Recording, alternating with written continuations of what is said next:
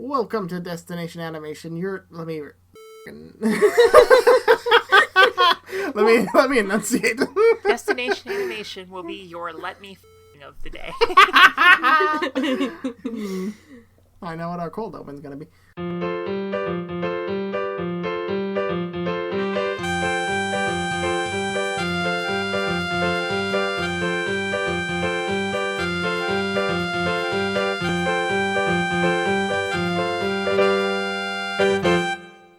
Welcome to Destination Animation, your trip around the world of cartoons and anime, stop motion and puppetry, special effects and CGI, and everything in between. I'm your host, Jason Knott. And I'm your host, Becca McGraw. And I am your host, Carrie Dreblow, and today we are talking about the Cartoon Network miniseries, Infinity Train. It's not a full series. Now we gotta watch it all. So all aboard the Infinity Train! Choo-choo! We're going off to the rails on Infinity Train. We could jump right into it, but a lot of stuff happened in animation this week that we gotta talk about first. What lot.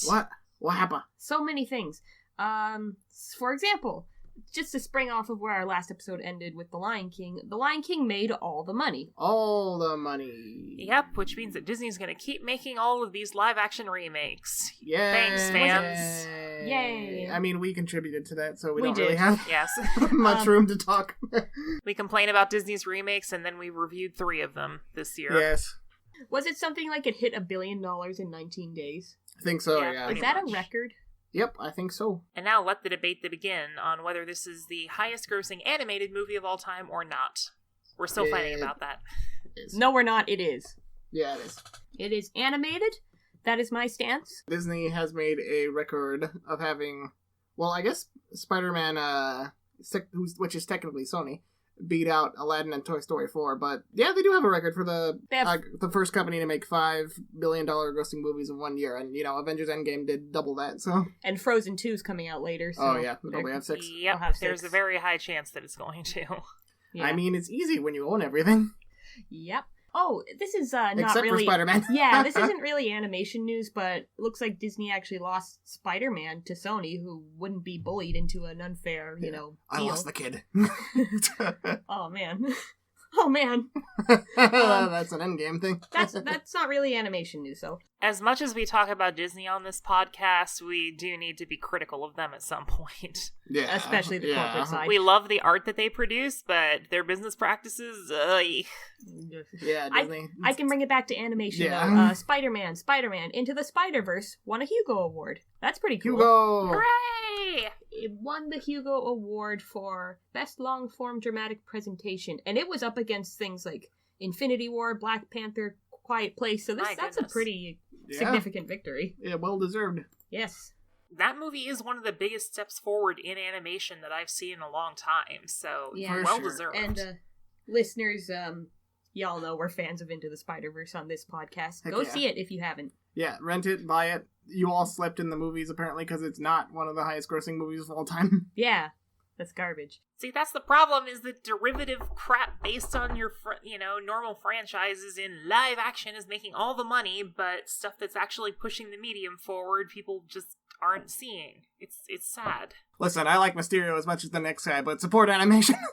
Oh, speaking of supporting animation, it's been trending on Twitter lately that people should be watching Tangled the series. Yes, that's true. I agree. I second that and third it, and give it all my upvotes and reblogs. Retweets. Carrie. I pull my hoodie over my eyes and slink away, feeling bad. You can't run from me. Says Tangled the series. Yes, it's a very good series. Carrie, you should talk about one of the 2 Netflix movies here. Oh, yes. Because you have more history with it than us. Netflix has 2 different Nickelodeon continuation of series animation, which I will say I am a fan of these continuations because Nickelodeon is kind of notorious for canceling series before they're really done. Yeah. So, well, in their old days especially, SpongeBob and The Fairly Odd Parents went forever. But I think Fairly Odd Parents is finally dead. But Is it? yes, Fairly Odd Parents did officially end now. Did it? Whoa. So yeah, in any case, so Invader Zim, which only ran for like 2 or 3 seasons and everyone was mad about that because it was such an original show. Like, the reason why they canceled it was because they couldn't support the budget anymore, not because it was a bad show or not well liked. It sold all the merch at Hot Topic in the early 2000s during the beginning of the emo goth You were thing. saying to me part of the problem was it was getting popular with the wrong demographic. Yeah, that's what I heard anyway. Yeah, I can confirm. Because it was popular with the Hot Topic crowd. Mm-hmm. I remember that. But they also made a new continuation of Rocko's Modern Life, which we talked about, and in my opinion, it was amazing. And also, there was a trans character, and it was like not just a throwaway, it was a major character from the show coming out as trans, and yeah, I am all for this. I thought it was handled, like, really well. Yeah. I really liked the way they did it. Because the whole special is about change, accept change. The winds of change.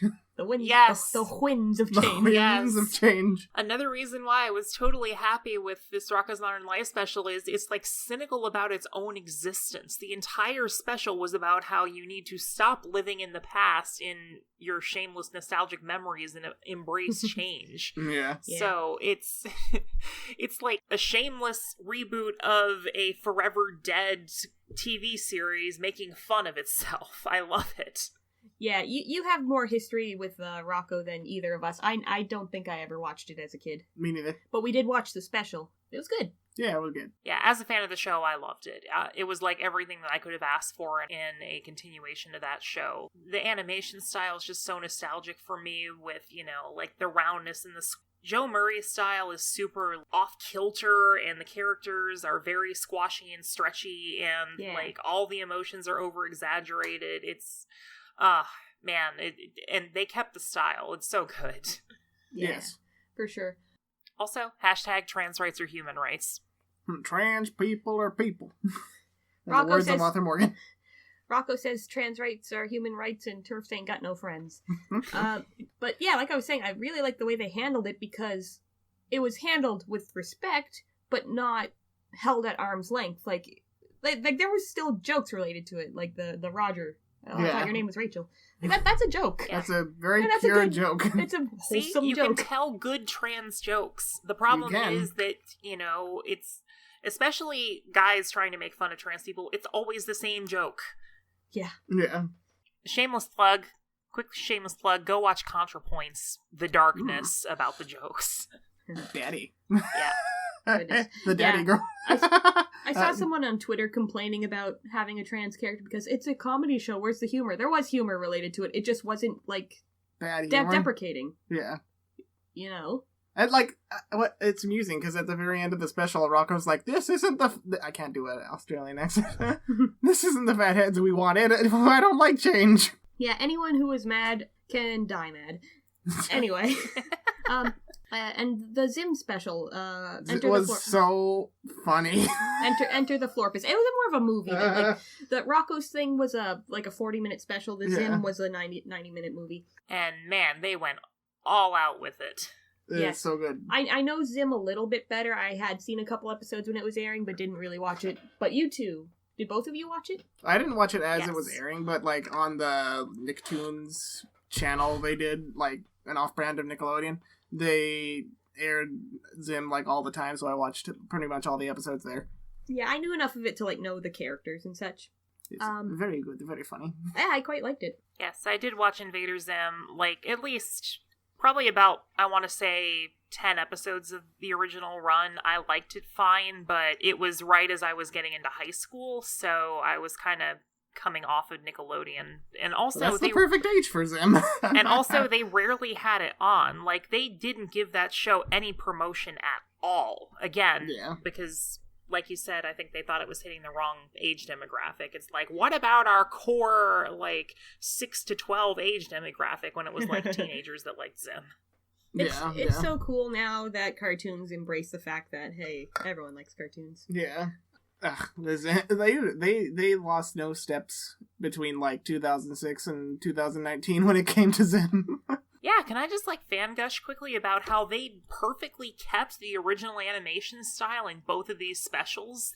Yes. Please gush. They let the original creators just go in there and do their thing, and it looks great in both cases. And like Zim, I was like, how the heck did Nickelodeon afford this? Because they went all out. Zim, some parts of it struck me as it was animated in Flash. Some parts of it looked like symbol animation to me, but maybe I was just sleepy. I don't know. The original Zim had kind of a very clean, almost computery look too. Like, okay. Yeah, I did. Okay, maybe that's Well, clean in the sense of Zim, because that's a very dirty, grimy show. yeah, Zim does use a lot of like gross out elements with the human but not world. Not like unbearable. It's like, I don't know how to describe it. It's like just enough to showcase that the humans are filthy, disgusting creatures. Yeah. It's still a Nickelodeon show. Yeah. Vile, putrid humans.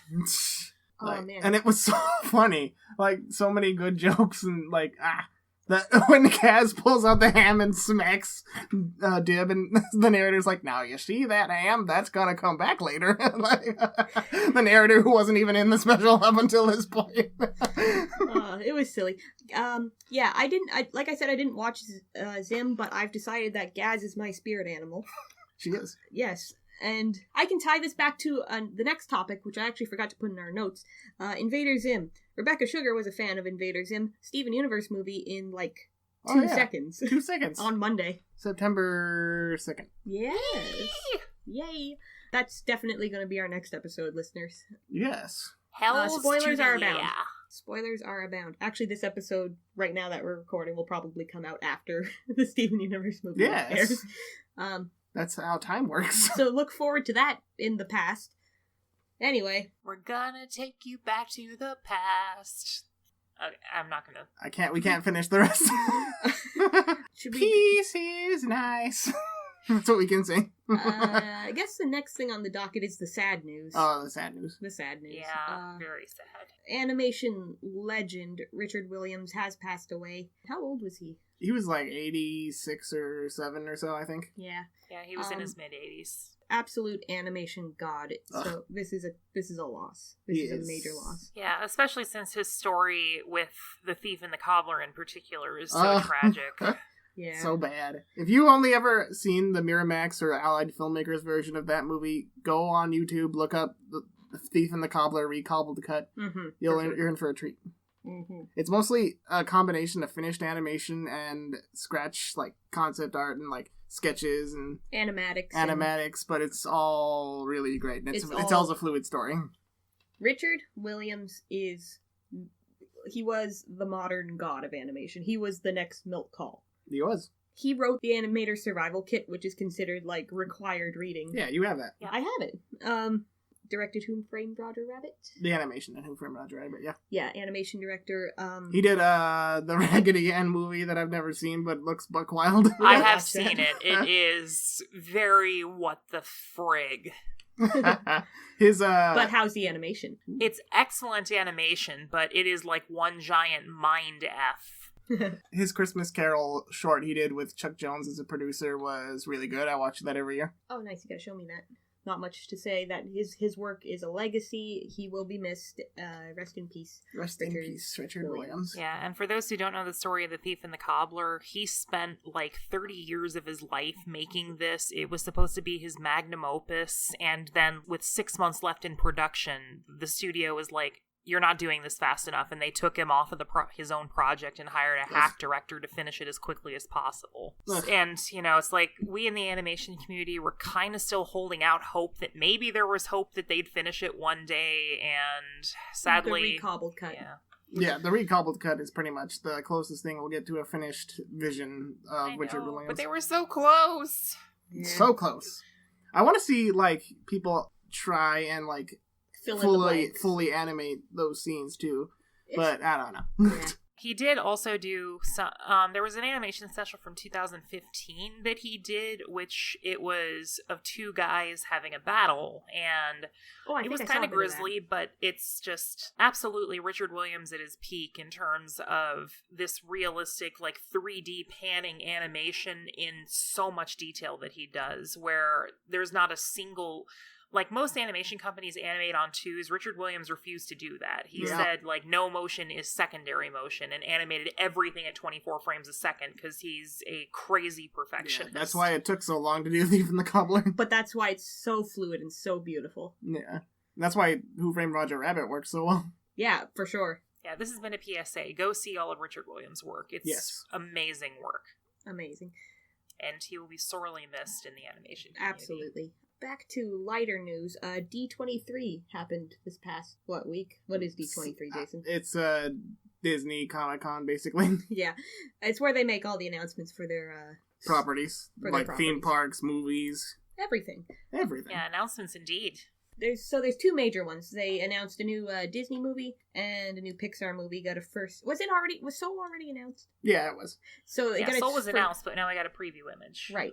So the Pixar. We'll start with that, I guess. The Pixar movie is Soul. Dark Souls. No. All here from Polygon is the synopsis. Ever wonder where your passion, your dreams, and your interests come from?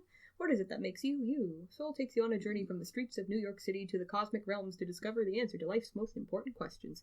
And it's got a cute little promo image. Oh, I didn't see that second one. Oh, Tina Fey. So, Jamie Foxx is the main character. It's Pixar's first black lead. Yes. Concept art. This is giving me Inside Out vibes. Yeah, a little bit. Yep, me too. Who's the director? Pete Docter. Well. There you go. Yeah, I wonder. That hack. No, I'm kidding. Pete Docter is great. Yeah, that hack. What has he done in his life aside from Up and Inside Out and Monsters Inc? He's the head of Pixar now, isn't he? Yes, is it him he is. Oh, okay, good. Yeah.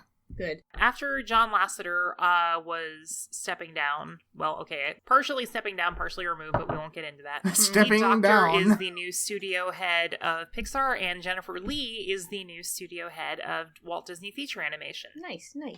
Speaking of Walt Disney Feature Animation, Raya and the Last Dragon is their Thanksgiving 2020 film. It's the Last Dragon. And it looks very cool. I'm alive. All right. We didn't get any proper screenshots, but we got a picture of the dragon, and I think that's concept art of the character riding on the armadillo. Did you see that one, Carrie? I don't know if I saw that one. I'm pasting it there. So there's the dragon. I really like the design of the dragon. Yeah, it looks alright. Yeah, it's a very pretty dragon. It is. I'm also super, fan gushing about how it's going to be set based on Southeast Asian culture, which, whatever. They said it's based on Southeast Asian culture, yes. And, yeah, I'm hyped for that because I like that area. Yeah. So I guess this kind of took... Because Disney was going to do a Jack and the Beanstalk movie, Gigantic, and I guess when that was shelved, they switched their focus to Raya and the Last Dragon. I'm tentatively into it. Yeah, that's the Disney movie set in Asia to see next year. I'm not going to see Mulan. Shots fired. I've seen all the other Disney remakes in theaters. I'm not seeing Mulan in theaters. Especially not after some controversy. Anyway, we're not about that life. We're not about that life. Oh yeah, also we officially got a trailer from Lady and the Tramp. Oh yeah. I didn't watch. Did I watch? Did you show me the trailer? I posted the trailer. I did watch it. And I do not remember it because that's how memorable it was. No, it starts out cute. I'll give it that. It's got the puppy. It's got the puppy. It's got, I think, an interracial couple? I don't know. But it looked cute. I just told you I don't remember it. But, then Tramp is shown talking, and it was like, oh, this is a cute trailer. Ah! Yep. And then they also showed the pasta eating sequence, sort of. And God. It's blatantly obvious that they CGI'd the eyes and the mouths, and it looks very Uncanny Valley, and I'm scared. No wonder this is coming out in their streaming service. Coming this September, I think. Oh, is it? I think so, yeah. Is Disney Plus dropping that soon? I think so. I mean, most of their stuff is coming in, November. The big stuff like Star Wars and Lady and the Tramp, but... Yeah, lots of stuff coming to Disney Plus. I hope Disney Plus officially releases in November also. Oh, it does? Okay, never mind. Yeah, it launches, I think, November 12th. Yeah, that would explain why all the big stuff's coming November 12th. That would explain it, wouldn't it, Jason? Shut up. Oh, Disney Plus. I'm going to subscribe to you, I guess. Yeah. Like we were saying before, we love the art of Disney. The corporation of Disney, though, is a little... Embrace the Mouse Collective. Resistance is futile. You will be assimilated. I am inevitable. Huh? Haha. See you in everlasting damnation. Haha. So much news, but we're like 20 minutes into the podcast. We haven't started talking about our feature presentation, which is actually a TV show this time. TV show. Well, miniseries, so it's kind of like a long movie. It is kind of like a long movie. Both times that we watched it, we just watched it all together. Yes. Same. To be fair, once you start watching it, it's such a good story that you just want to get pulled in, and I'm not going to... good. It's very good. Hey, Cartoon Network never stopped doing miniseries. Yes. I think actually this is their... Well, not counting Adventure Time, this is their third original one. Over the Garden Wall. That Royals one that came out. Oh, yeah! I forgot about that. Royals one. Yeah, it was about this, like, family of royals who acted like rock stars or something. It looked interesting, but I didn't see it. I never saw that one. Was that Long Live the Royals? Yes. Created by Regular Shows, writer and storyboarder Sean says. Yeah, I forgot about that. That did happen, didn't it? Yes. Oh yeah, one last quick bit of unexpected news. Angry Birds 2 is actually getting good reviews. Oh yeah, I forgot about that. We never watch TV, but the one time we did. There was a trailer for Angry Birds 2 where it was like, the reviews are in, Angry Birds 2 is a hit. Then it cuts to a clip of like Red going, whoa, didn't see that coming. It's like, you didn't even have faith in yourself. Oh, goodness. No, we didn't have faith in you either, so... I guess we gotta see it now. I'll wait for it to come on DVD. I won't. Anyway, somebody, can we get a conductor up in here because we're still off the rails? Uh-huh. What? I see what you did there. I can't remember what we said the first time. Well, there was no first time. No, there was no catastrophic failure. I'm putting my hand up to this screen here. That's a pop guard. Pop guard, yeah. That's a pop guard, baby. You're in the industry now. You gotta know these things. Indeed. So, what is Infinity Train, you people? It's a cartoon by Owen Dennis. Indeed. Who is that guy? Owen Dennis was a storyboarder and writer for Regular Show. Oh, okay. Well, there you go. Indeed. Yeah, that's where all the Cartoon Network shows spring from, is like talent from like Adventure Time and Regular Show. Basically, yeah. Yeah, this is like the long-awaited actual series of the pilot that aired back in 2016, and the internet was like fan-gushing all about it. It was the only good reason. It was the only good thing that happened in 2016. Yes, I was there, Gandalf. I was there the day the courage of men failed. Yeah, this actually, like, the pilot episode actually premiered on election night. It did. What if it's a straight-up Middle-earth car? That'd be great, actually. That means nothing to our listeners until we explain the premise. What's the premise? The premise is... Carrie, you explained it better. Okay. So, basically, we have our main character, Tulip. Tulip. Played by Ashley Johnson. Can we gush about her for a hot second? Yes. Oh, yeah. Ashley Johnson is cool. Ashley Johnson is very cool. She's Gretchen Grundler. Act surprised, Carrie. She's Gretchen Grundler from Recess. Okay, well, I was going to act surprised, but if you want to spoil it about how I knew before, Jesus. There was no lost recording, listeners. No lost recording. Nothing happened. Be quiet. My computer didn't freeze mid-recording. Oh, no. And I had to switch to my laptop because my computer's a butt. Yes. You butt. Jason, who else did Ashley Johnson play? She was Ellie, no last name, in The Last of Us. Actually, she does have a last name, but it's Williams. Anyway. Whoa. Now I can act surprised. That's supplementary material, though. Anyway. She's a lesbian. She is. It's true. Anyway, she's a really talented voice actor, and it's cool that she's in this. Yes, Last of Us Part 2 coming out in... That's a better take than last time. Anyway. February 18th, 2045. Yes. The 1st of October. Yeah, that's better. That is better. Carrie, you should write all our jokes. I stole that from a children's book. The point still stands. Please script for us. Anyway, to explain the premise. We cut you off. Okay, so, in any case, there is a 12-year-old redheaded girl named Tulip who, It's a perfectly normal name. Yes. Named after a perennial. Perennial flower. Yeah. But in any case, she is into coding. She's making her own video games, and she's super excited about going to game camp. She's the coding hero Wisconsin needs. But not the one it deserves right now. She gotta go to Also, Oshkosh. she has onion breath. She does have onion breath. That's why she's the hero we don't deserve. I do think that's kind of a weird character quirk. Like, do people actually eat raw onions? Is there anyone that can stomach probably that? someone. What the heck? I know people who eat, like, bell peppers like apples. Yeah, fun trivia fact, though. Owen Dennis says that her love of onions was born out of spite, because she didn't want to admit she didn't like the taste of onions, so eventually she did. Oh, okay. Clever. Clever bit of trivia there. Yes, a little bit of trivia. And when you said there's people that eat raw bell peppers, I was just thinking of the opening of Iron Chef. If memory serves me correctly. At the intro of Iron Chef, he takes a bite out of a bell pepper and, like, mugs to the camera. Whatever. Watch it. It's fun. It's iconic. Yeah, what's she doing going to camp? Oshkosh, bagosh. What happens is she gets home and she's super excited about game design camp. She just said goodbye to her friend and then it turns out that her dad forgot and couldn't make it, and the coordination fell apart.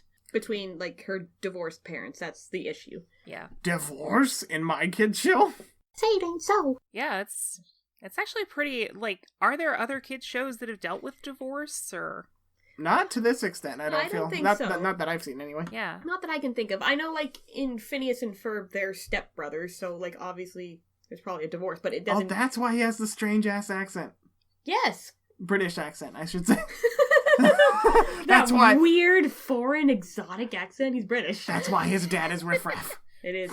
Yeah, no, but they don't, like, get into it at all, so. That's neat. Yeah. Like, all the shows that I saw as a kid where, like, it had a kid from a divorced home, it felt like it was after the fact. Yeah. Like, they had already dealt with all the, like, emotional issues that entails. Yeah. Or the parent is dead in the case of Disney. No, that's not divorce. Oh, yeah.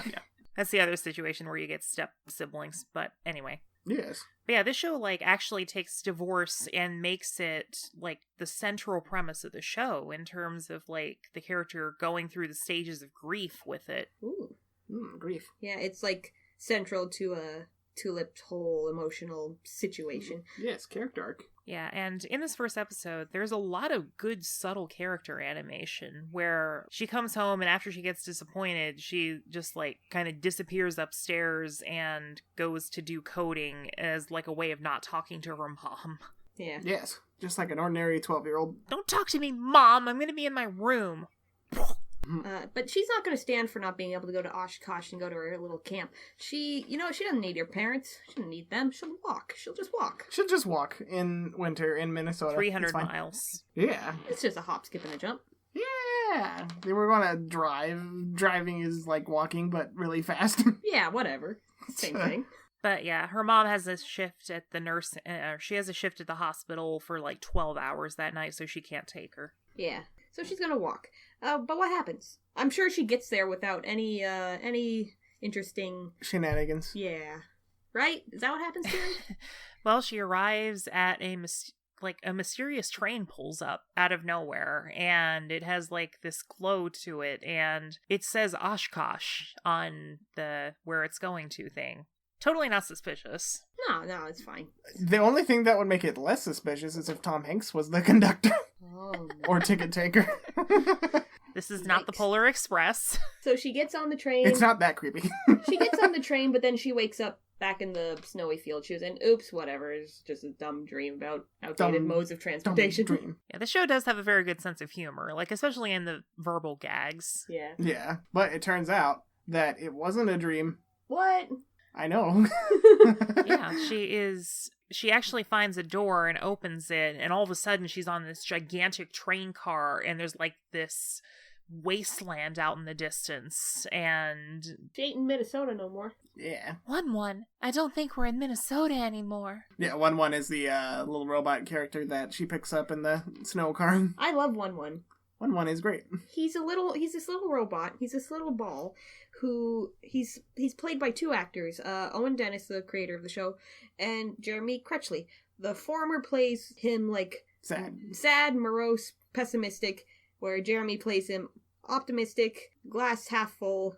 All the time. And he just kind of flips seamlessly between both personalities. Yes, it's very funny. He's a cutie. I need a plush of him. Hey, Cartoon Network! Do you want my money? Shut up and take my money.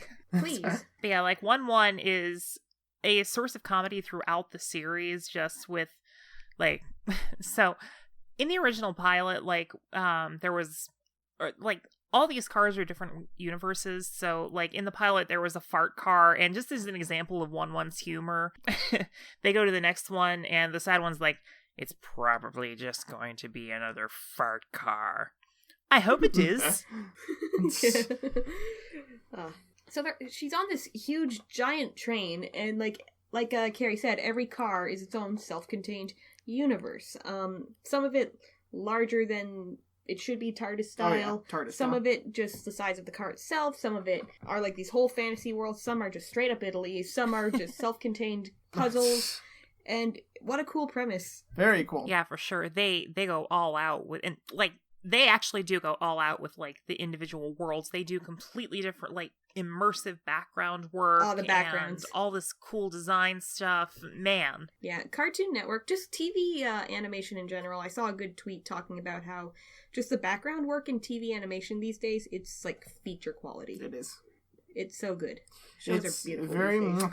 Mwah. as you do in Italy. I was gonna say, did you just come from the straight up Italy car? I thought we agreed on what is it? Atticus says Mediterranean. Something. Yeah. Atticus comes later. And the whole show, like, despite like going through so many crazy worlds, still has this like consistent tone. It's very ominous, very mysterious, really helped by the soundtrack by Chrome Canyon. Look them up on YouTube. Yeah, it's very 80s synth.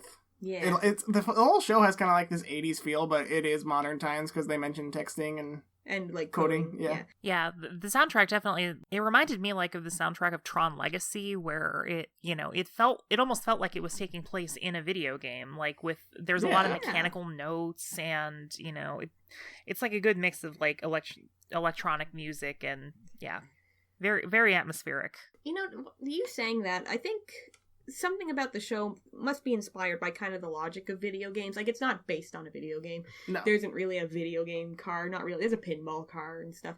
But, like, the way everything has its own set of rules, Yeah. But anyway, so she leaves the snow car, and there's this wasteland surrounds this giant train that's each way you look, towards the front, towards the back, it just goes on far beyond out of sight. It's an infinity train. Between. And she tries to run away, but this wasteland is filled with these, what do you call them? Cockroach dogs. Cockroach dogs. Really cool monsters. Creepy. You know what, though? There's a part in The Dark Tower. Listeners, I'm a Stephen King fan. I'm a total tower junkie. Where they ride on an evil train and they go through this wasteland full of monsters. And, like, the first time I watched this show, something about it was reminding me of Stephen King, but I couldn't place it. But the second time I watched it, that's what it reminded me of. Blame the train. He's a pain. That's the truth. It's a train in vain. The train in Spain stays mainly on the plane. You gotta roll your R's when you do that. The train in Spain. There's a cool bit in the first episode where she, like, looks back on one of the cars and she sees, like, a light come down and like, suck a humanoid figure out that's kind of disintegrates. A fellow passenger. Yeah, fellow passenger. And she has this, like, weird number on her hand, this glowing green number. Yes. It's like a number, I forget what the number is. It starts out in, like, the 110s, basically. The 110s, 116 or something. And she's panicking now because one I think tells her that if the number hits 0, she's gonna get disintegrated. If you die in the game, you die for real. Basically. So she's like, okay, well, we gotta move. We gotta go. Find the way off this train.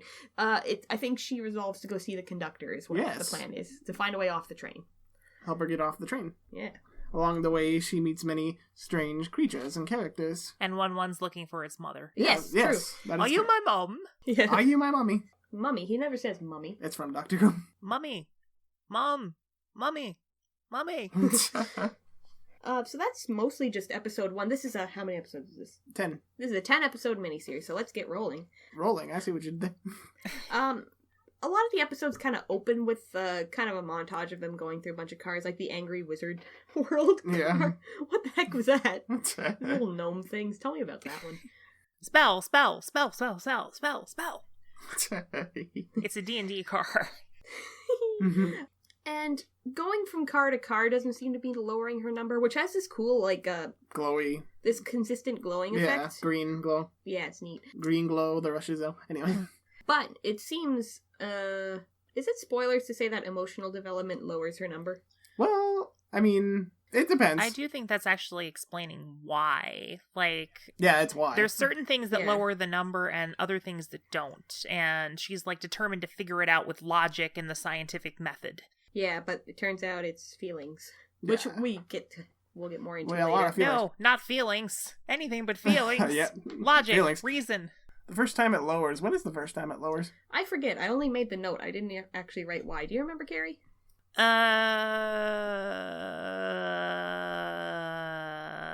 Does she reminisce about her family or something, maybe? It's just something. Something like... what is it? Dang. I think maybe I wrote Sorry, it down. listeners. I do know in episode 2 the number changes, but I don't know. Yeah. I think there might have been something in episode 1 when it changed. And she's like freaked out. Oh no, my number went down. I'm gonna die. Yeah, I think that was in episode 2, actually. Yeah. Oh, yeah, she was thinking about her dad. Playing with her dad while they were working. So, like, reminiscing about, happy times. Happy times. Hose fights and pizza. Yeah, and sometimes the number will go up, like when she meets the cat. The cat. The cat who insults her perennial name. The cat. I love this cat. Bleep that. Played by Kate Mulgrew. Who is that? It's fine. I love this cat too. Yeah, I love this cat. Let's have 3. Kate Mulgrew is Janeway from Star Trek Voyager. Yes. She was also in Dragon Age, anyway. So she's this little white cat in this, like, little green waistcoat, and she's selling donut holders to this Adventure Time-ass water thing. Yes.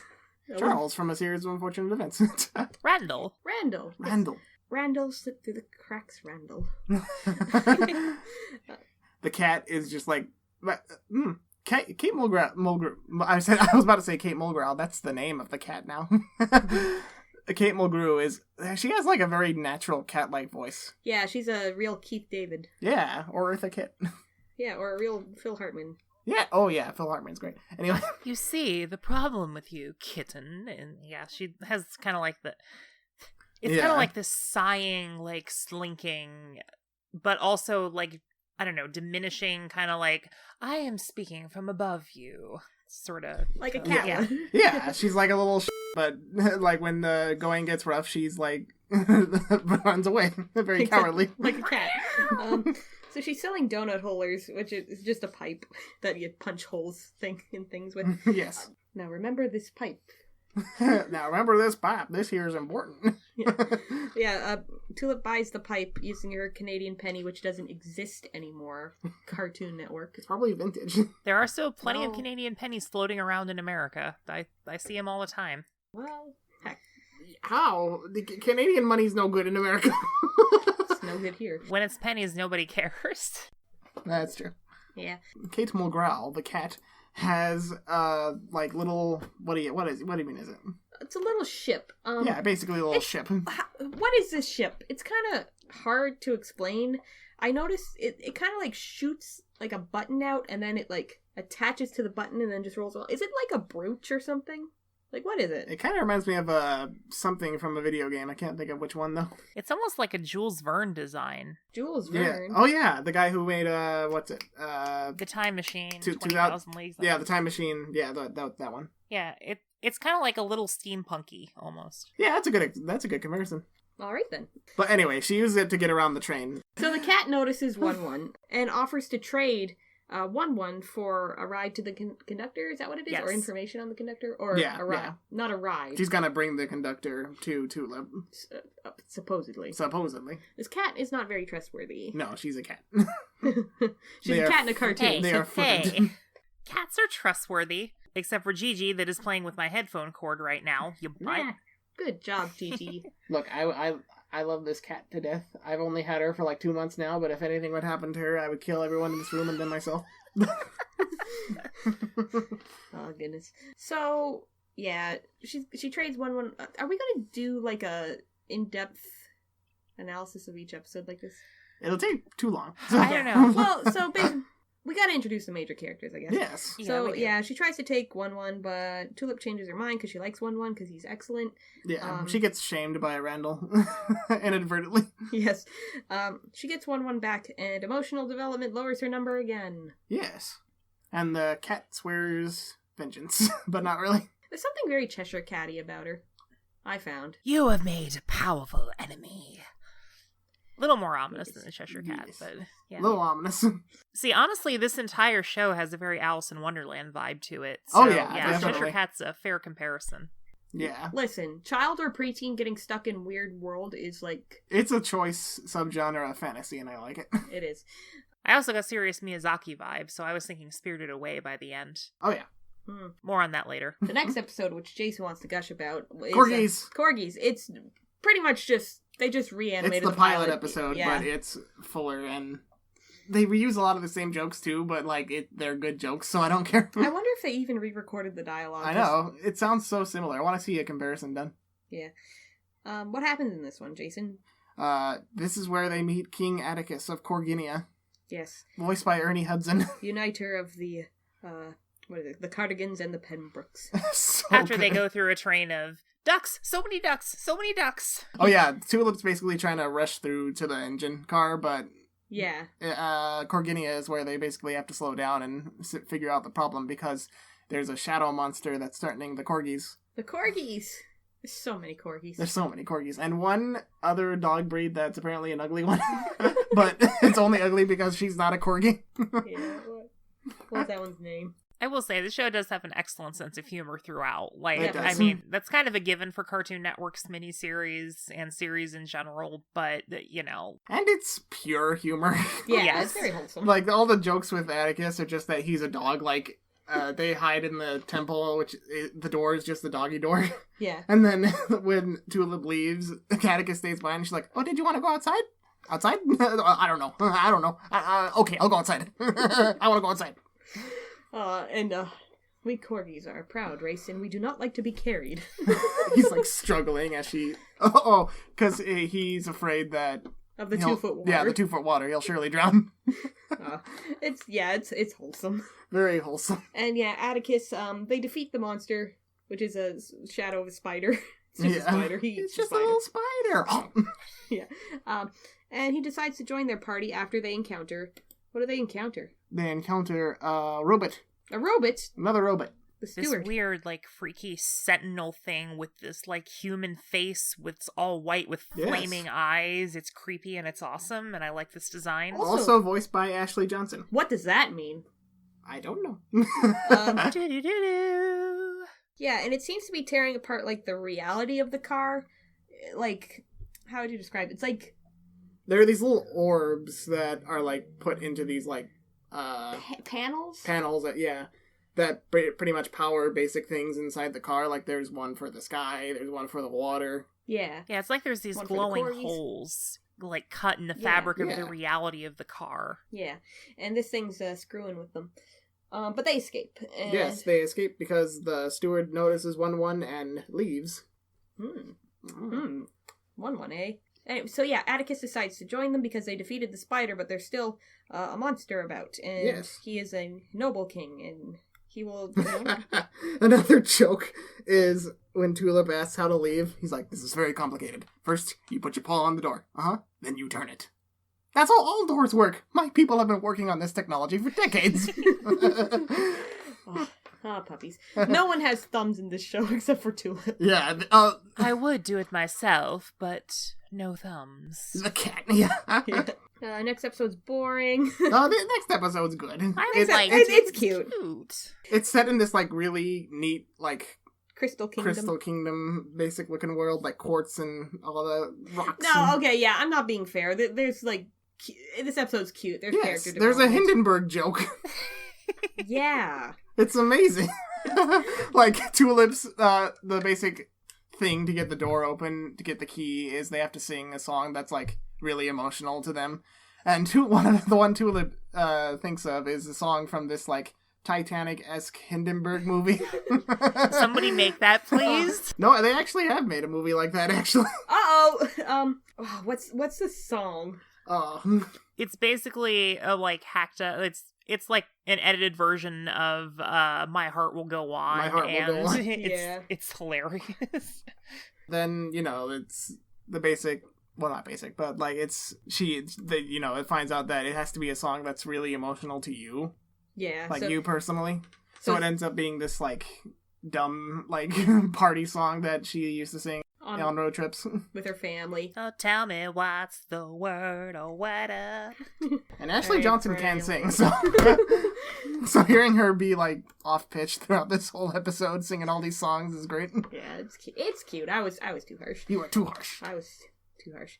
But yeah, emotional development, so I'm pretty sure her number must go down in this one. Yes, it does. Yeah, I also do like the design of this world where it's really cool. They have these crystal creatures that are silent and communicate completely through like body motion. And yeah, very interesting design. This is a very, very adventure timey world again, kind of like Randall.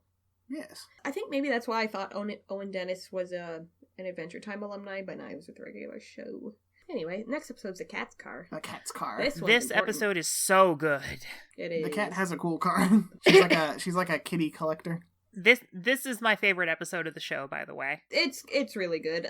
So they go in the cat's car. The cat tricks Tulip into watching her tape, like Tulip's tape. Yes. What the heck does that mean?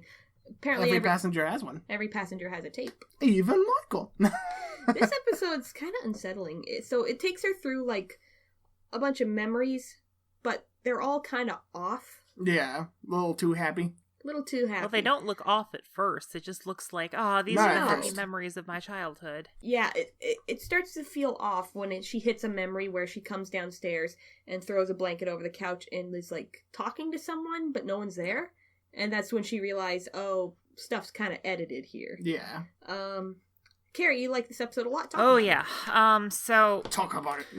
I will say, so I kind of have a personal connection to the dilemma of the main character in this show. Like, again, the main conflict of the show is that her parents divorced and she's not happy about it. And she feels like their divorce is messing everything up in her life. And so this episode has her kind of revisiting her past about, like, why did this SeaWorld place close? It was, it was so fun and we had these family road trips and everything was perfect until they messed it up. And then there's like this creepy ass scene where her parents are like the devil and Yes.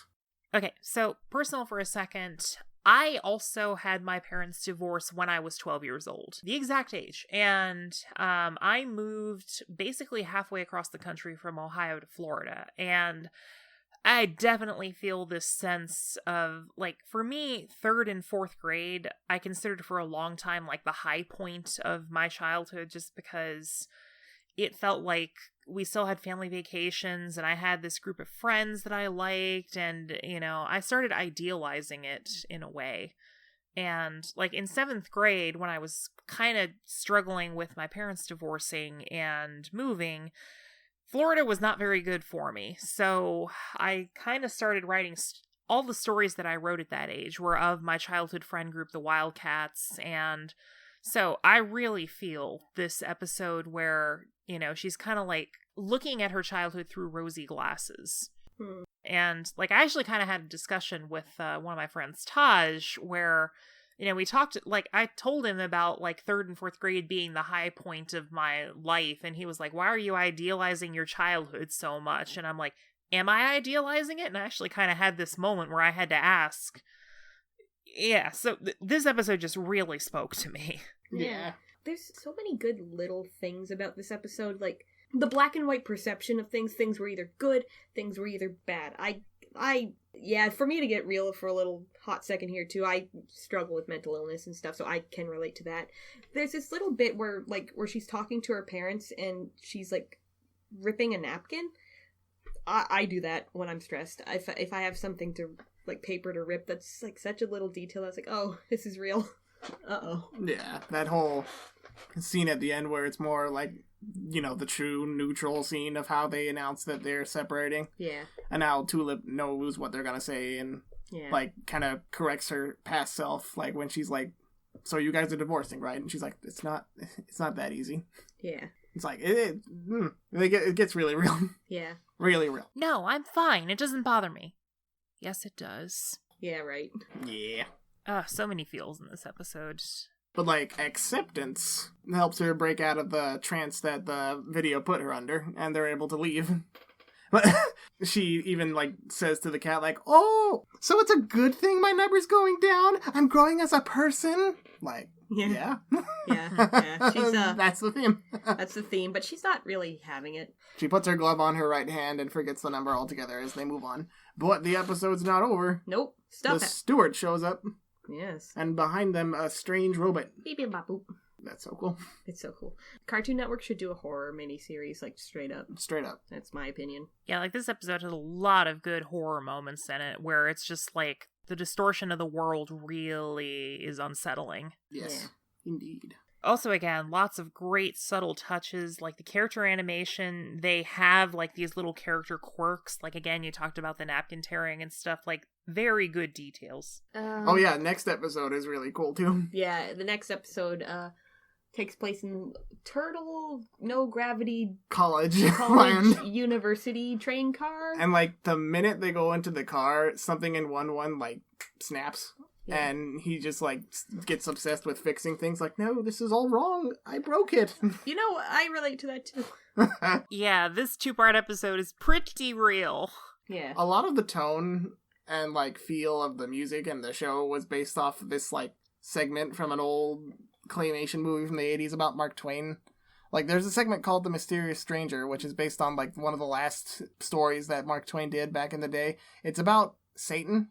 Maybe not the Satan, I don't know the full details. I am an angel. What's your name? Satan. Yay! Fun! Yeah, the whole short is, like, really, not scary, but really mellow, but, like, has, like... I find there's kind of something about it is kind of threatening. Threatening, like, vaguely, yeah. Where nothing's... Well, it's about existentialism and, like, humanity and how fragile we are, It just basically. makes me imagine if I was standing next to Satan and he's not doing anything yet, but he's still Satan. Yeah. I'm getting off track. But, yeah, this episode, I see what you mean. Yeah, it feels like the one that was most inspired by that segment because, like, 1-1's basically ends up almost destroying the car. Yeah. And he and Glad One and Sad One are talking, like... At the same time, and it sounds a lot like Satan in that segment. Yeah. This episode, which we'll get to when we get to the spoilers, listeners, is immediately very creepy in retrospect. Yeah. Once you've seen the series through to the end, once you rewatch it, the show has really good rewatch value. It does. Really good. 100%, yeah. I actually liked it a lot better the second time through. Granted, that's kind of my pattern with things that have a lot of subtlety, is that the first time I'm so enthralled with the plot that I have to know what's going to happen and I don't smell the roses along the way. Yeah, smell the tulips. And then the second time through, I get to stop and smell the roses, and the roses are beautiful. And this is definitely the tulips. Yes. Tiptoe through the tulips. Stop to tiptoe through the tulips. Yes. Yeah, I thought this episode, it's really, really good tonally. There's just, in the same way as The Mysterious Stranger, there's this kind of this low-key sense of threat. Oh, yeah. Just as 1-1's tearing the world apart, and nothing about it is quite right as it is. Yeah. Yeah, the world's a little off-kilter. No walls. Jelly on the ground. Yeah. And... Turtles everywhere. And of course, this all means something. I think we can. Do you think at this point we should put the spoiler warning up? Yeah, I was thinking the same thing. Go watch the show. Yeah, like if we haven't gushed enough to convince you. I feel like we've already gotten pretty well into like the overall tone of this show, where there's a lot of lighthearted humor. It's a fun show. The characters are fun. The worlds are creative. The background art is gorgeous. You're gonna have a good time, but also it has some great feels. You're gonna have a bad time. You're gonna have a very bad time in a minute. Yeah, it's good. The next episode, Chrome Car. This one's really interesting too. It is.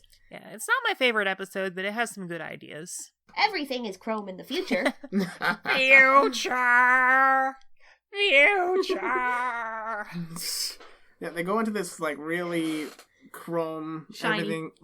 Everything's all basic shapes and reflective. And it turns out that to open the door at the other side, Tulip's reflection has to open it too, but she's not. There's another dog on the floor. Who is that dog? Yeah. But yeah, Tulip's reflection is not really having it. Anything. She's not into being a reflection. It sucks. It takes the lyrics, "Who is that girl I see staring straight back at me," and makes them very literal. Yeah, so they're able to switch Tulip and her reflection, like switch places. So now Tulip's inside the mirror world, and there's the Flex agents. What are they actually called? I think they're the Flex agents. Yeah, the Flex. Those things are creepy. Agent Steve and Agent Mace. Oh my god. Steve and Mace, sorry. Oh, one of them's Ben Mendelsohn, of course. Sounded like him. Who's that? He's the Australian guy who's been in like every movie as a villain recently, and he was in Captain Marvel. Oh, the Reflection Enforcement, or the Flex. They're cool and creepy. Everything in the show is like cool and creepy. Yeah, like when Tulip's reflection gets into the real world, she's like all chrome. Yeah. And she wants to escape, but she can't. Yeah, she can't leave the car because she has to be touching the way the that you open the door in this car is by switching with the reflection, and you have to both open it at the same time. So she switches, but the reflection doesn't want to switch back. So she's stuck. But she can't leave, so it kind of sucks. And the Flex are gonna sand her down for trying to escape. Then there's a big depression feels scene where the mirror and her have a heartfelt talk. Yeah, every car has Tulip going through something, and in this one it's literally her reflection like yelling at her and pointing out her flaws. Like always avoiding her best friend's calls and staying in her room all the time, avoiding her problems. Yeah, which again, they did a good job of showing that in the first episode, where she gets home and she doesn't want to deal with her mom, so she just like disappears upstairs and gets into coding as almost like as an escape. Yes. Which again, hashtag relatable. I want a show based on the reflection enforcement agents. They're so extra. They are. They're extra. There's a good cop and a bad cop. Yeah. It's cute because it ends with like what is it? She's able to how do they get out? She had a like Swiss Army knife basically With a mirror in it. Yeah. Yeah, so her reflection is able to leave the car as long as like this mirror is stuck to her. And she goes to live her own life, getting a bank account. Yeah, and the next car is just a bank with pencil people. And she cuts her hair. Yeah. So Well, her her hair got gets cut by the mirror when she came through the mirror, or the Flex agent cut it. Hair cutting is character development. Seriously, like they actually kind of channeled the Miyazaki thing, where like this is kind of a trope in Studio Ghibli's movies, is that a lot of their female characters start out with longer hair and then it gets shorter. Like Howl's Moving Castle, especially. Yeah. Yes. Oh yeah, also Castle in the Sky. Yeah, Castle in the Sky. So. Yeah, like this short, I feel like it definitely channeled Miyazaki. There is also a scene later on, well, we'll get into that, but there's a lot of things that made me think, wow, that these people definitely watched Miyazaki movies. Yeah, I think it's fair to say Miyazaki is a big influence on modern Western animation. Hooray! Next car is much more of a breather, but not really. The ball pit car with khaki bottoms. My son. It's shameless childhood escapism. Yeah. I gotta do that in the cat's voice. Shameless childhood escapism. Mm. It's hop, skip, and jump. Yes. I would love to go on that car. Yes, it's just it's the McDonald's play place, but better. Yes. No pee in the ball pit or anything. We're going DC, a Discovery Zone. Anyway. So they find this little plush rabbit, khaki bottoms, my only beautiful son. So cute. And he has this little like jelly toy that it's like a relic. They gotta return it, and they're just romping around, and nothing bad is happening in the background. No, not at all. There's no ominous shadow following them all over the episode. That doesn't happen. What? No, they're just having fun. They return the artifact to the prize counter, and now pick your prize, and they pick the artifact. Great choice. Goodness. Then it does go south. And then stuff gets real. Very south. The steward shows up. As does the robot that was following it, and the cat. So, this robot's the coolest thing I've ever seen in my life. Yes, it is. It's got this huge head, and it's wrapped in like a Sith Lord cloak. And it's got this cool voice. Yes. What's his this name? like red line across its face that when it talks, it bounces. Yeah. Cool stuff. Yeah. The sound it makes when it's controlling the steward. Yeah. What is the guy's name? Who did that voice? Matthew Reese? Yes, probably Reese. Matthew Reese. Who is he? I don't know, but he's cool. Very cool voice. He's in The Americans and The Post. Nice. Good for him. He also plays Ulrich and this turtle. Yes. Because... Oh man, listeners! I get it now. We'll get to that in a second. Yeah, we just discovered something. Anyway. Casting gag. We'll get to it in a bit. We just discovered something. yeah. We'll talk about it when we get there. I'm lost. Where are we? Yeah, the cat brings the robot and the steward to 1-1, and Tulip throws 1-1 away, tells him to go hide, and then the robot's like, "Go bring me 1-1," and the cat's like, "All right, if you'll leave me alone after." And then the robot shoots everything. Yes, the robot tells the steward to destroy the whole place, and it's terrible. And then, Atticus! No! Atticus is a brave boy. He's a brave king. He's a good boy. He's a good man. He gets shot by the robot and turned into one of those cockroach dogs from the start. Yes, it's terrible. I think they're called gomes or something like that. Gnomes? Not gnomes. Gnomes. Yeah. What are they called? Also, there's some, ouch character gaslighting about how this is all your fault. If you had only stayed in your place, this wouldn't have happened to Atticus. Yeah. Error. Bad. Aww. Bad thing. Then the huge freaking reveal where Tulip's like, what right do you have, or whatever. The robot's like, because I'm the conductor. Ooh, da-da-da-da. The damage is done. They think 1-1's dead, so they leave, but 1-1's alive. But Atticus is turned into a cockroach dog, and it's sad. Yeah, so they gotta deal with this in the next episode. They got Atticus, evil Atticus, as 1-1 calls him. Yeah, trapped in some tunnel thing. In a piece of the destroyed play park. And the cat, who has been kind of an antagonist up to this point. I don't know, is she guilty? Kind of self-preservation. Yeah. She has a tape that she wants to show Tulip. And it's the conductor's tape. Yes. So we're going to see the conductor's memories. The conductor. Tell me about him. What's the story? Morning Glory. Story of this British lad, Ulrich. Yes, Ulrich and his girlfriend... Amelia. Very cute. Amelia is actually Lena Headey from Game of Thrones. Game of Thrones? She was Cersei Lannister. And I don't Game of Thrones, but I know Cersei Lannister. I don't. Yeah, that's basically the story of those two, how, they were schoolmates... And they graduated together, they moved in together, they're boyfriend and girlfriend, and they're cute. And then tragedy happens. Then died, and then... It's hard to kind of explain this without spoiling it. We're already in the spoilers. Yeah, we're talking about the underlying themes of the show. Yeah. It's like a fake out where you think Amelia died, and then Ulrich's the conductor, but it turns out that... Because Ulrich, he has this, voice changer thingy that makes him sound like the conductor, and he has the cloak and everything. Yeah. Oh, it's sad. It's sad. It's a great twist, though. You see, they cut to 1-1's actually in the tape with her and the cat now, and he has the power to fast forward and rewind and replay. How are you doing that? I don't know. Oh. Yeah. And we see the train pull up and take Amelia. Yes, Amelia. She's in Ulrich's cloak. This is the other part of the miniseries that gave me Miyazaki vibes. It reminded me of the Howl's Moving Castle scene where they're going into Howl's past, and the floor isn't... I know where I am. I'm in Howl's childhood. And the floor is not letting them progress. They can't walk closer to Amelia because she keeps that memory at arm's length. Mm-hmm. Yeah. So now Tulip knows the truth.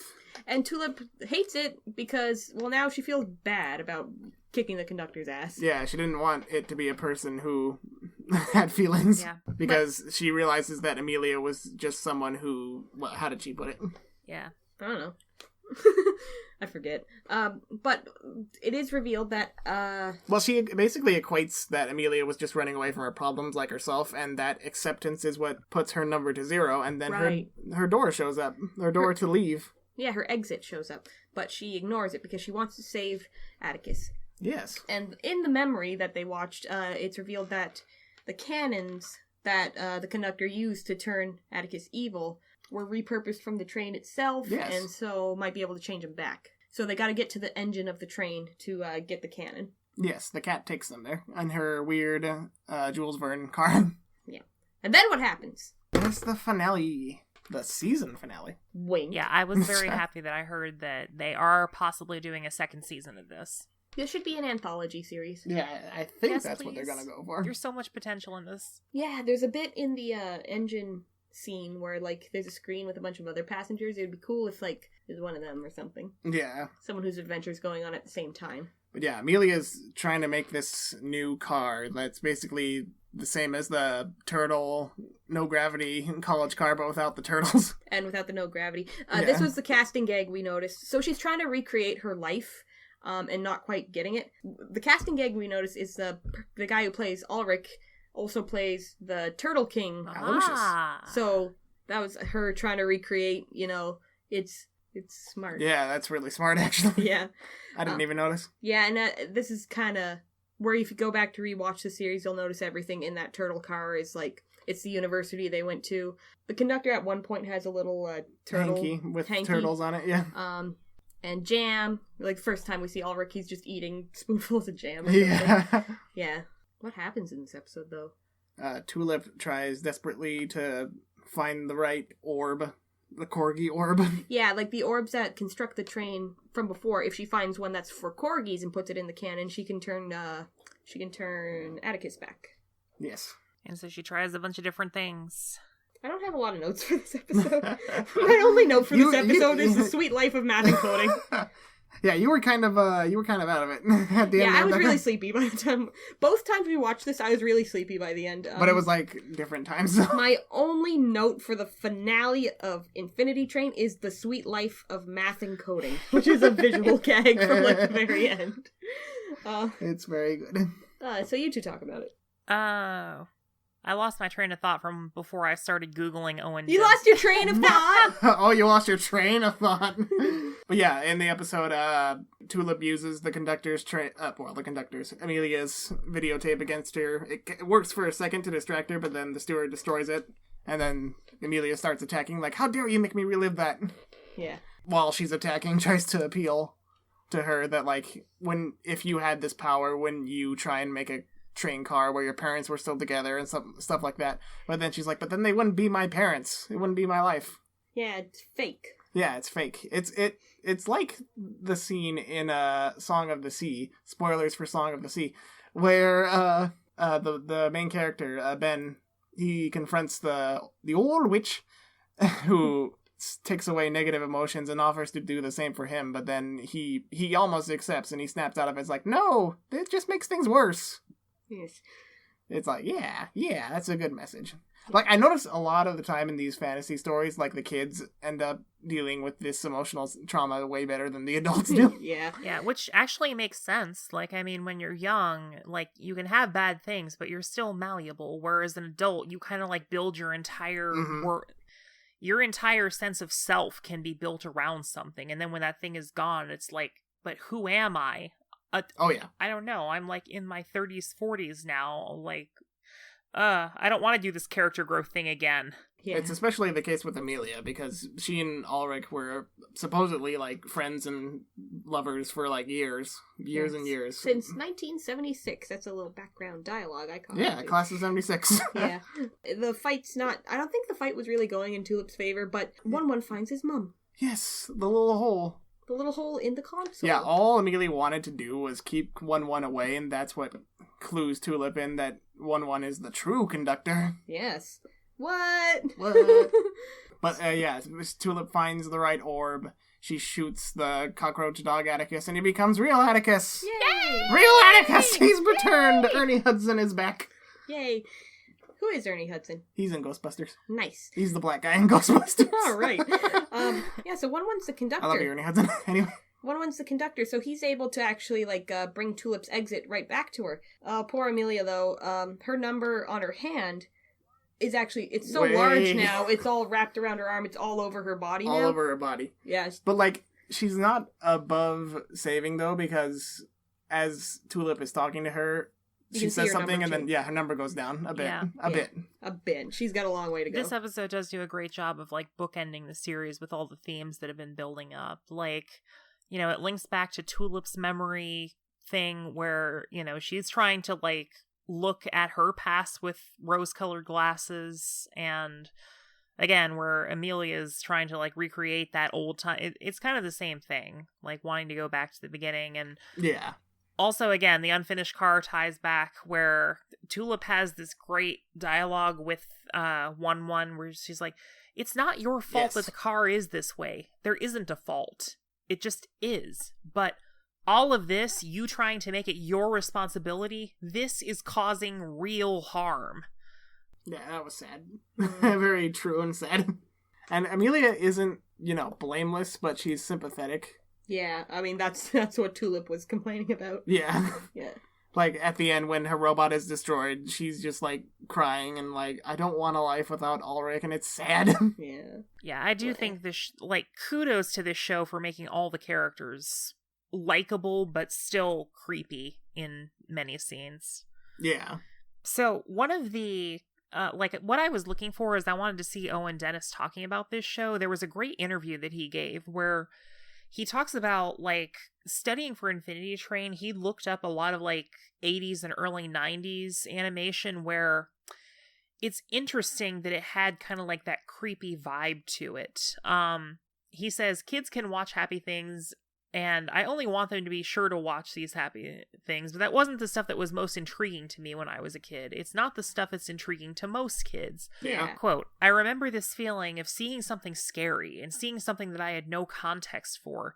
I'd never understood ever seeing something like that before and being like, what is this? I'm scared by it, but for some reason I'm drawn to it and I want to see more.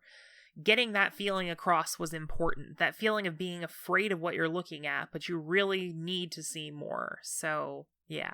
For sure. Owen Dennis is cool. Owen Dennis is cool. I hope besides this show, I hope he does more stuff. Yeah. Like, all the Cartoon Network, most of them, showrunners that have, like, made these shows in the past couple of years are really cool. Yeah, absolutely. Cartoon Network's on a roll right now. They really are. Although I'm not the biggest fan of Uncle Grandpa. And its random episode in Uncle Steven Grandpa Universe. was alright. I never watched it, so I cannot say. It was okay. It wasn't the best. It was a decent Steven Universe episode. It was actually a really funny episode. I like that a lot. But anyway, the show ends by, well, like, Amelia, during the fight, took Tulip's exit and, like, shot it way back down the train. But 1-1 being the conductor, he's just able to put in the code 0 and transport the exit to the engine room. So Tulip has her exit, but she has that Wizard of Oz moment where she's like, oh, but I didn't expect it to be so soon. I'm sad. Oh. That is sad, because, like, me too. I love these characters. Yes. I love Atticus. I love 1-1.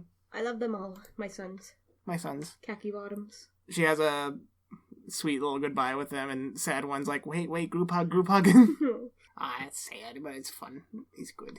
And she goes home. And again, channeling Miyazaki, she has shorter hair and her hair is tied up. So again, change in hair, character growth. And no reflection. No reflection because she's a vampire. Because her reflection is free now. Yes. Oh, I didn't notice that detail. Yeah, I've never seen it from that angle where, like, your reflection is its own person and it knows what you're doing for, like, all of your life. Like picking your nose. Yeah. Yeah, that was gross. It was really cool. But, like, yeah, Tulip is adjusted now to the fact that her parents are divorced, and their parents are amicable towards each other, at least. Yes. So, it's, it's bittersweet, but it ends on a good note, where Tulip says she's ready for anything. Yeah, and again, it's like a Spirited Away moment at the end, where, I think I can handle it. Yeah.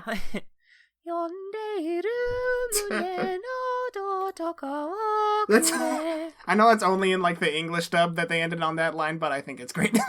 Yeah, I do. That like, is the one Studio Ghibli ending change that I actually think worked for the movie. But yeah, because after all that, she's like, yeah, I think I can handle school. Yeah. But anyway, what do we think about Infinity blah blah blah? It's awesome. I wish I wasn't so sleepy every time I watched it. It's great. Like, Over the Garden Wall is still my favorite miniseries, I think, from Cartoon Network. That's what I was kind of inching towards before, but said I'd save till later. What do you think about Infinity Train versus Over the Garden Wall? Both which feature a train. Oh, yeah. What order should we go in for? Because I feel like we're all going to have opinions about this. Well, Over the Garden Wall is my favorite, like, Cartoon Network thing, period. So, it still is. But I really liked Infinity Train. Like, it's probably a close second in terms of miniseries and maybe overall series? I don't know. I'm not sure. I thought it was baller. I just... Like I was just saying, like, every time I watched it, I was really sleepy. Which I regret. It's just good. The acting, the character, the design, it's good. I think my preference is also for Over the Garden Wall, but Infinity Train, highly, highly recommend. Dang good. Dang good. How about you, Carrie? For me, Over the Garden Wall was a little bit better in terms of, like, production design and just, like, trying to channel certain animation styles. I really love that kind of thing where, I don't know, I just like I love the tributes to the past and the 1800, like the early 1900s, late 1800s aesthetic and the New England vibe and, you know, the classic 1920s we Disney animation. Okay, I'm sorry, I'm gushing. They know how I feel. Like, I do kind of have a preference for that. Like, this show was very creative. This one, the main character spoke to me a bit more. Like, I didn't really relate to Greg and Wirt on a personal level, where on this one, as I've talked about, Tulip, a lot of her personal feels resonate really strongly with me. So I will say that overall, Over the Garden Wall was, to me, like, a show that I prefer more, but this one, great stuff.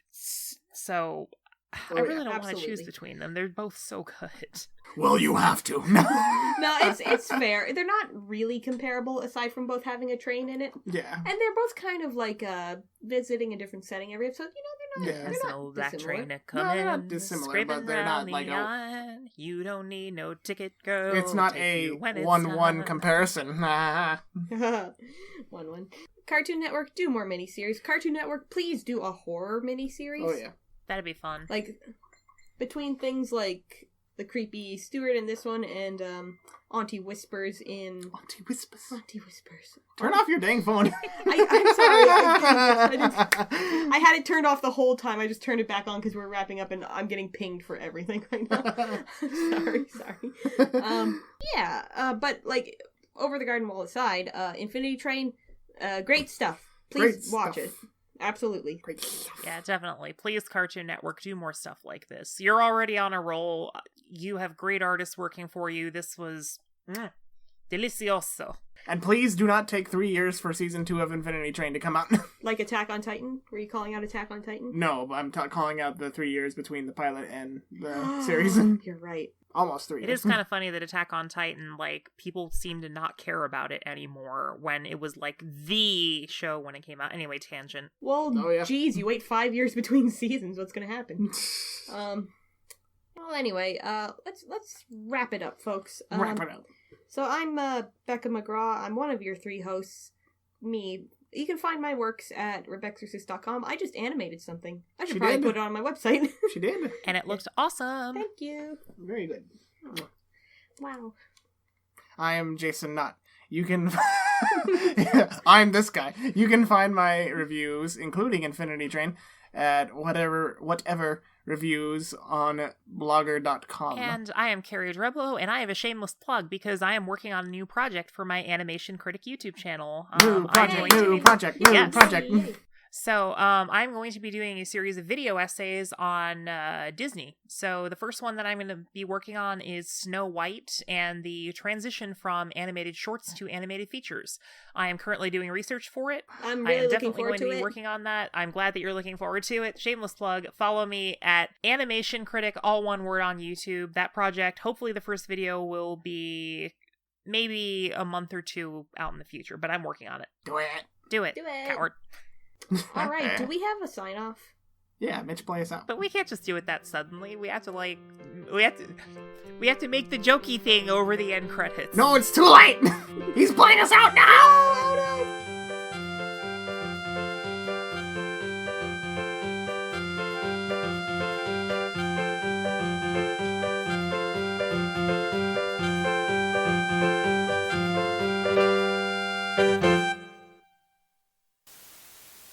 Now you have to do, like, the deep voice.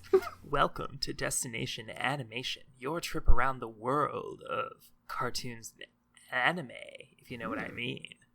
Yeah. Whoa. What do you mean? Hentai! They can do the thing. Yes. And I'm never using that voice again. Well... Jason. Well, I got the giggle suddenly. Welcome to Destination Animation, your trip... Don't look at me like that. Okay, I'm not looking at you. I believe in you. Okay. She's not looking at you, she's looking with you. It's okay. I'm looking at him adoringly. Alright. If it's not one thing, it's the... Well, usually I'm calling Gigi my butt, but Gigi was very nice today. It's my computer that's being a butt. You butt. Gigi is my ass and Maya is my balls.